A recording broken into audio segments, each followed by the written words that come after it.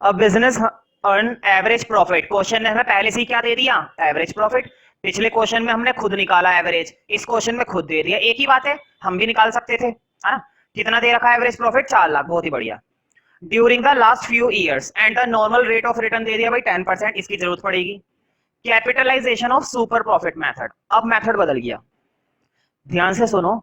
कुछ बच्चों को ना गलतफहमी हो जाती है कि कैपिटलाइजेशन और कैपिटलाइजेशन ऑफ सुपर प्रॉफिट, ध्यान से सुनो, कैपिटलाइजेशन मेथड और capitalisation of super profit method, ये दोनों मेथड सेम है, सेम नहीं है।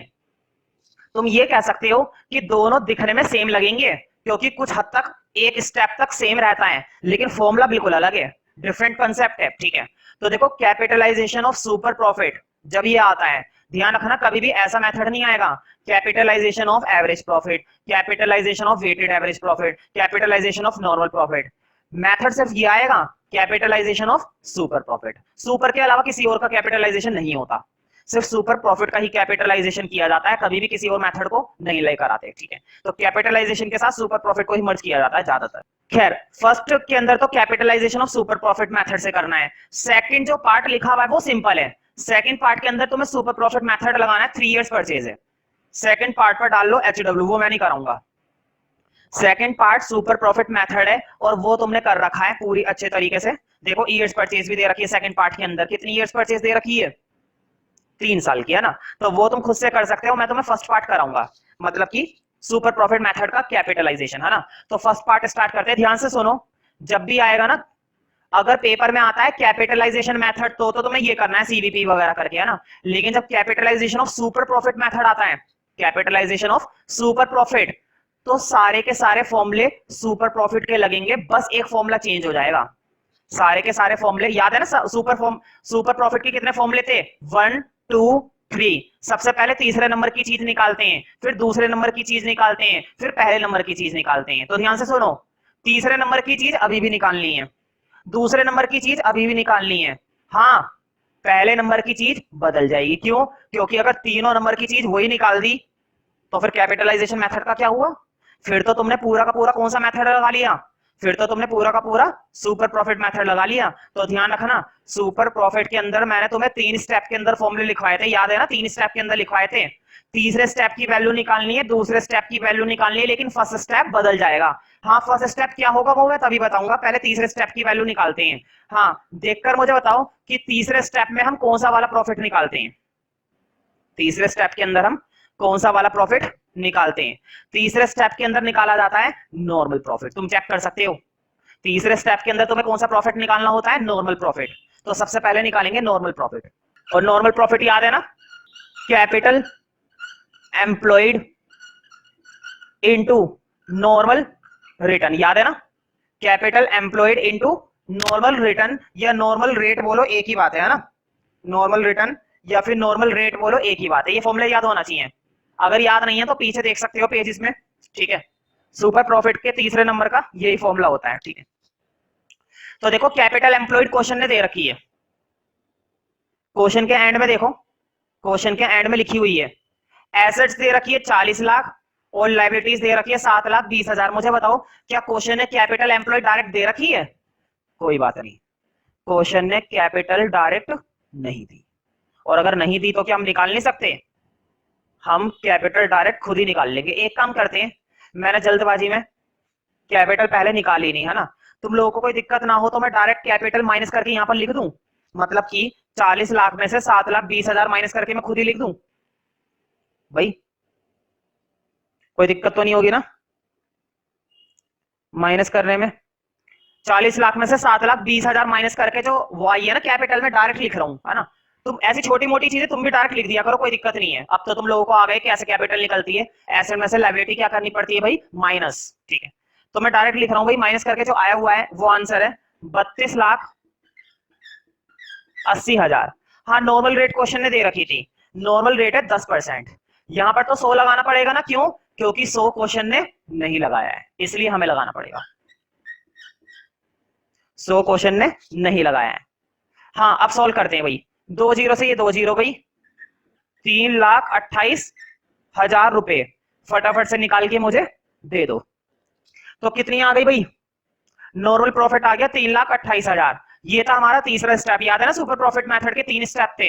अब तीसरे के बाद बारी आएगी दूसरे स्टेप की। दूसरे स्टेप में कौन सा प्रॉफिट निकालते थे? Super profit. और सुपर प्रॉफिट मतलब एसपी, और एसपी का फॉर्मूला होता था एवरेज प्रॉफिट माइनस, भाई average profit minus normal profit, यही तो फॉर्मूला होता था ना सुपर प्रॉफिट का। याद है ना, एवरेज प्रॉफिट बोलो चाहे एक्चुअल प्रॉफिट बोलो। वैसे भी क्वेश्चन में हमें एवरेज प्रॉफिट खुद ही दे रखा है।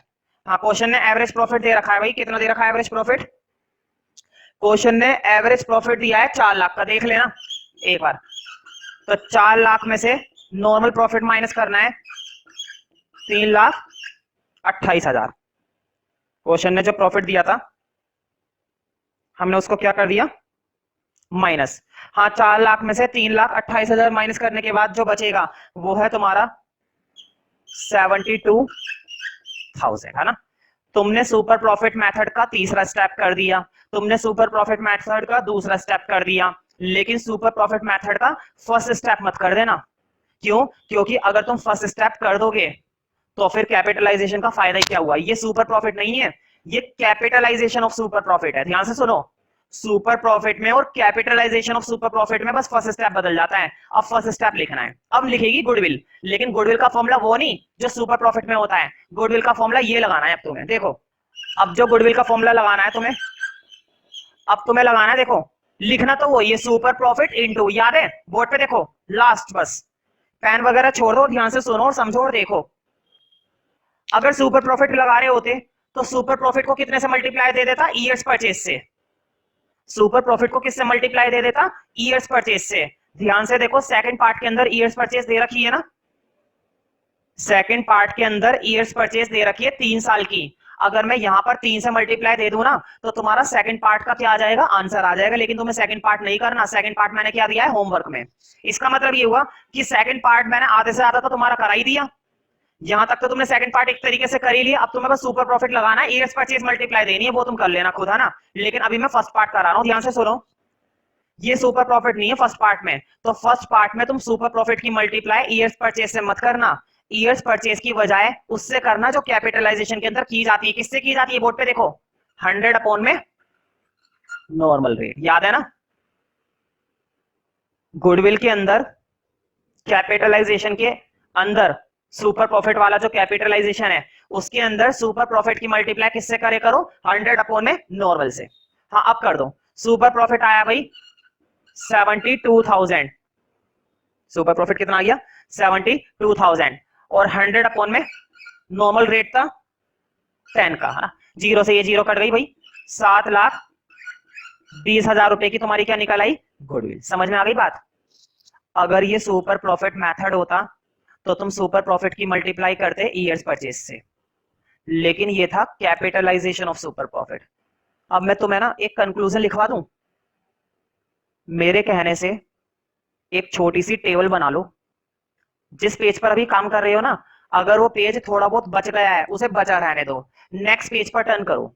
अगर किसी बच्चे ने बिल्कुल अभी अभी पेज स्टार्ट करा था और वो पूरा पेज खाली है, तब भी एक नया पेज टर्न करो। मतलब कि तुम्हें नए पेज पर ही वो टेबल बनानी है, वो टेबल तुम्हें नए पेज पर ही बनानी है। क्योंकि मुझे मालूम है बच्चे पता है कहां गलती करते हैं, मुझे मालूम है, तुम्हें भी नहीं मालूम। जहां गलती होगी ना उसी गलती को खत्म करने के लिए मैं तुम्हें ये छोटी सी टेबल बनवा रहा हूं। अक्सर बच्चे यहीं पर गलती कर देते हैं, देखना। तो बहुत ही काम की टेबल है भाई, सभी बना लेना, ठीक है। और थोड़ा सा क्लियर बनाना भाई, प्रॉपर स्केल का इस्तेमाल करके बनाना, है ना। छोटी टेबल है, कोई ज्यादा बहुत बड़ी टेबल नहीं है। देखो, एक तो होता है सुपर प्रॉफिट मेथड, है ना, और एक अभी अभी कराया कैपिटलाइजेशन ऑफ सुपर प्रॉफिट, है ना। ध्यान से सुनना, सुपर प्रॉफिट का कैपिटलाइजेशन और सिर्फ सुपर प्रॉफिट मेथड, ध्यान से सुनो, बहुत ही सिंपल है। मुझे बताओ, यहां पर भी तुम्हें सबसे पहले क्या निकालना होता है? नॉर्मल प्रॉफिट, पहला स्टेप। यहां पर भी तुमने वही करा था अभी अभी, सबसे पहले क्या निकाला? Normal profit. कोई दिक्कत तो नहीं है? यहां पर भी तुमने क्या करा? सुपर प्रॉफिट निकालते थे, याद है ना। यहां पर भी क्या निकालते थे? Super profit. और यहां पर भी क्या निकालते थे? Super profit.